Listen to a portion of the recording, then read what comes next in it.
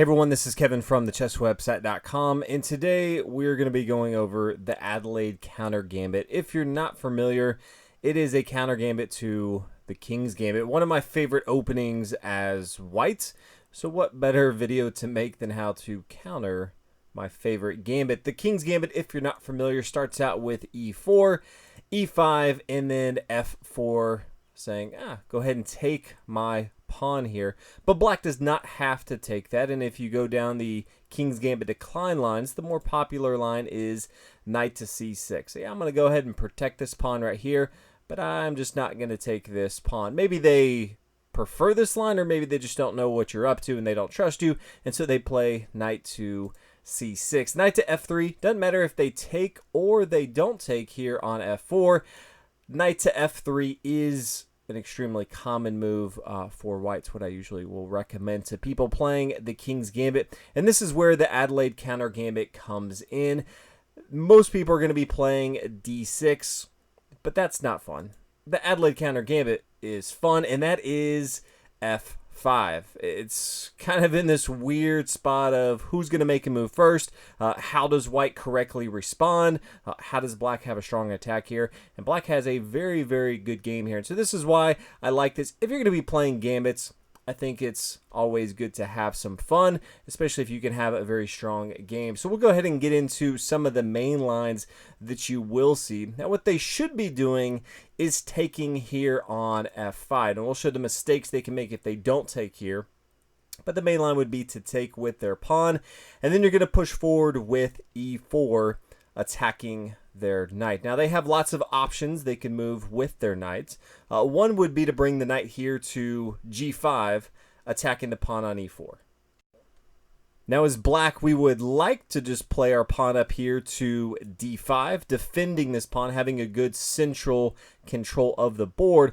But d5 is going to lose to queen g5. No way to really stop this. If you play your pawn here, the pawn's going to recapture. Don't just want to recapture with your pawn, then you lose your rook here. If your knight comes up here to take the queen, they could push down. This is a discovered attack. Now the queen's attacking. Yes, they can take your queen, but they can just take your rook here and get that queen back. There's just no good way for black to really respond here. So because of that, although we'd like to play d5 here, that's not going to be the optimal move. Instead, going to be playing knight to f6. Now, there's a few places they could come from here. One is knight c3, simple development move, attacking this central pawn here on e4. And from here, the move d5. We do want to control the center of the board. Once they've moved their pawn off this e-file, we now control the center with our two pawns. They're not going to be controlling the center with their d-pawn, although they could try to push, maybe d3, trying to break up the center here. Once we've moved d5, this does open up the door for the bishop to get involved, particularly taking this material here on f5. So that's exactly what we are going to do. Same thing as if they were to push further, maybe d4, not looking to take right here with en passant, and then maybe they recapture with their bishop. They're starting to control the center. We've given up our e-pawn. That's not the game we're trying to play here. Instead, so yeah, go ahead and take that right here. I'm going to take with my bishop on f5, really still controlling the center of the board. Now, another option is once we control the center, they try to control the king side of the board. They're not going to castle on the king side. That's already done and gone here. So they may try g4. This defends that pawn on f5 that we're attacking with our bishop right here. And if that's the case, I would just start chipping away at their pieces. So h6, attacking their knight. Where does the knight really move? There's not a lot of great squares. Maybe comes here to e6 since he has an outpost. We could exchange right here. If he does that, pawn takes right here. That's completely fine. We can always push forward if we want to.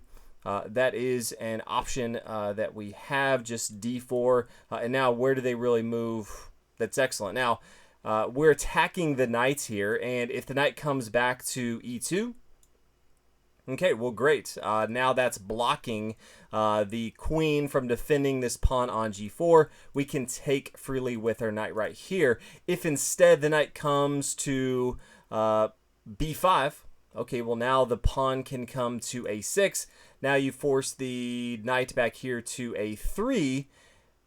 And now we have lots of different options. We can get our queen involved into the board. We can get our bishop involved. So bishop to d6 makes a lot of sense, just attacking more material here. And then later on, we can always get this pawn back if we want to. So lots of attacking lines that black has once we just play that d5 move early on.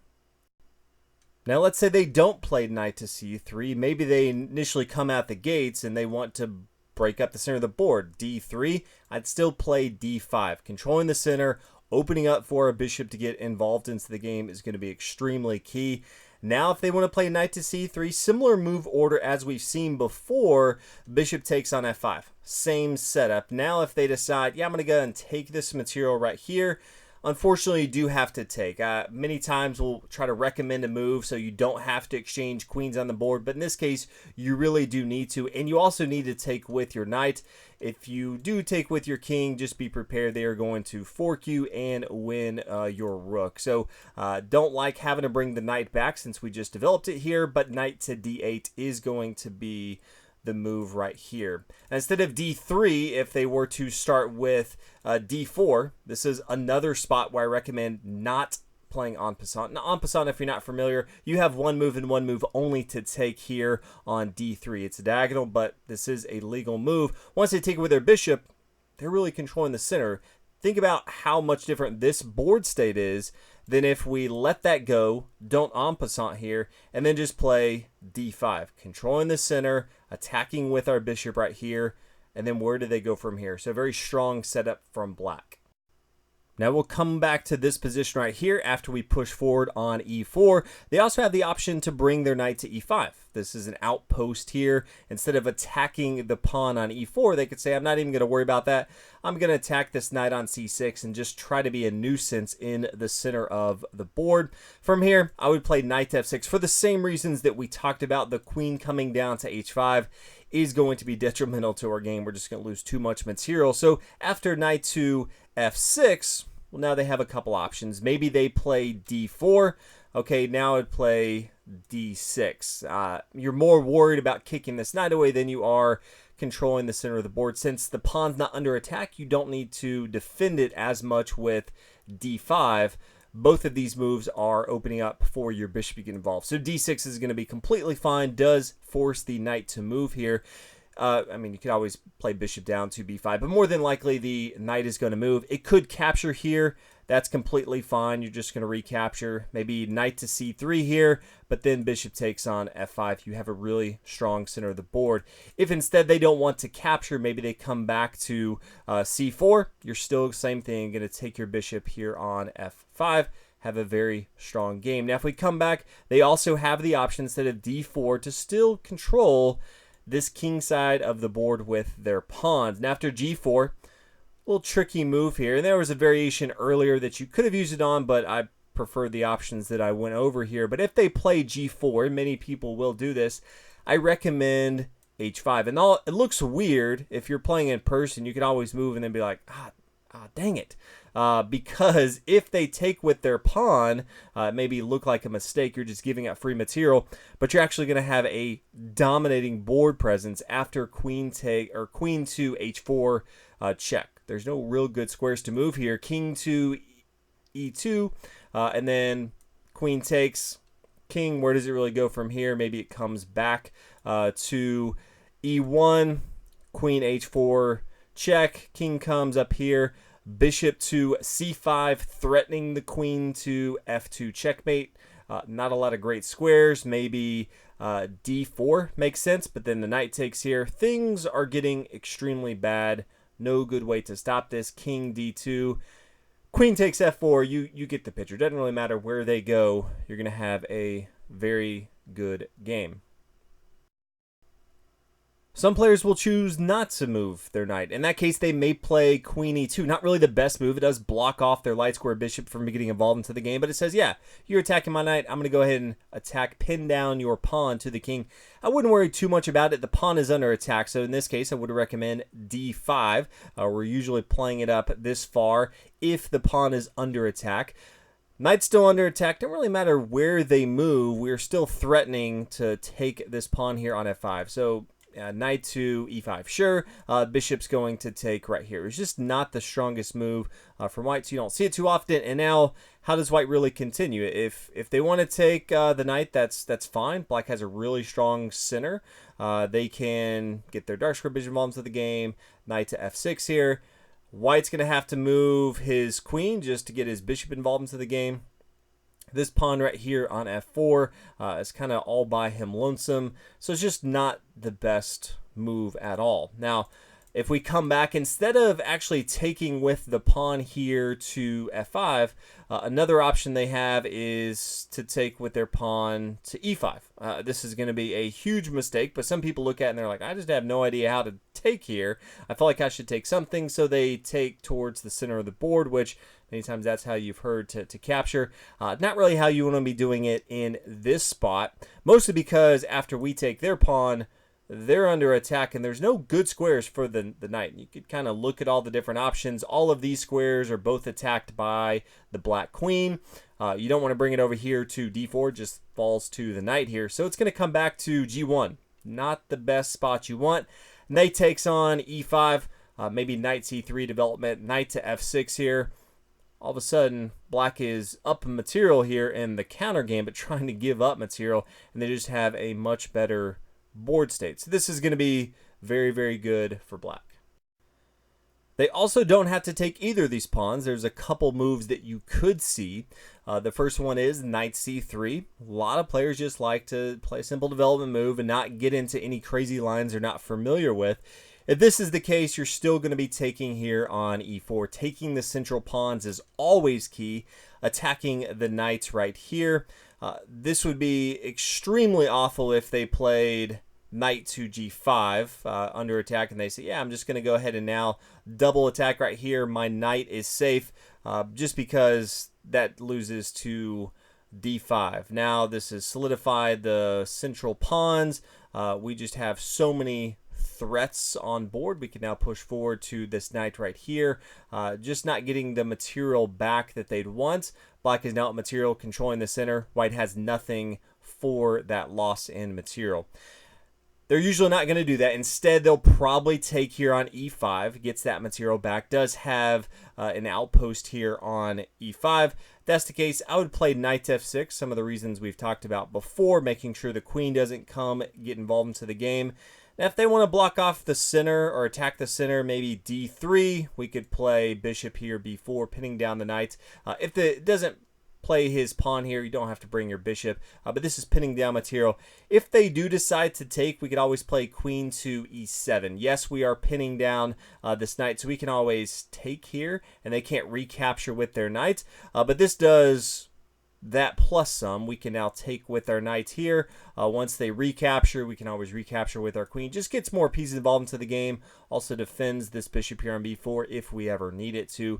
So this is also going to be a pretty good setup for black. Now, instead of the pawn coming to d3, they could get their bishop involved into the game. Bishop to c4 in the center. And then in this case, you're going to continue with your plan of pawn to d5, attacking the bishop. You have a pretty strong game from here. The last line I'm going to go over is a pretty rare line, and it's someone that takes a look at the counter gambit and says, I see your weird position, and I raise you d4. First thing, you need to go ahead and shake their hand, because achievement unlocked. This is your bucket list. If you haven't played this variation in chess, I mean, what are you even doing? You're not even trying. But from here, I do have a recommendation, and there's no real move that's far beyond the other moves, but if that's the case, I typically tend to choose the move that gives my opponent more options to make a terrible move or make a mistake that is going to end up in me having a much better game, and that tends to be this pawn takes on e4. Same as before, so you don't have to think about too much that's different here.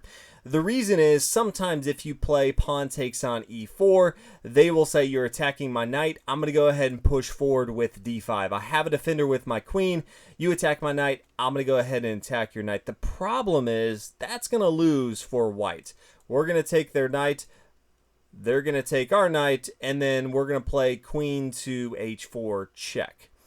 Now, they may decide to push forward with their pawn, but then after we play queen to h5, we have some really strong attacks here. We have a discovered attack with our pawn to f2. This is check, and a discovered attack on the queen. We can get our bishop involved into the game. They don't really have that strong of attack. Yes, they can take our pawn right here and check, but we're just going to recapture with our bishop. They have no follow-up items for that. So with that, we are going to have a extremely fun game, just chasing all the material around. Just the king is wide open here to attack. They probably won't play that, but definitely some people may look at this. They like to get creative and say, you attack my knight, I will attack your knight. Once we take here, you could see knight to g5. Also a terrible move, but says, yeah, I'm going to go ahead and attack your pawn right here. Maybe that's their go-to. But if that's the case, go ahead and take the other central pawn. The key in this opening is to take their central pawns. Now if they want to take our pawn here on e4, great. d5, attacking their knight. We're going to have a very, very good game from here. But the best move for them, and what you probably will see, is if they take with their knight here on e5. If that's the case, knight to f6, we've kind of gone through this before. This defends the pawn on e4. Also, just make sure there's no shenanigans with the queen getting involved into the game. So that is the Adelaide counter gambit going against the King's Gambit. If you play someone, especially like myself, that plays the King's Gambit quite a bit, this is an opportunity to counter that with a very fun counter gambit. Hopefully you guys enjoyed this video. This was a video requested by someone that reached out to me. Again, the best way to reach out to me is the chess website at gmail.com. You can always hit me up on Twitter as well, the chess website, and let me know what future videos you would like me to make. But thank you guys so much for watching, and I'll see y'all in the next video.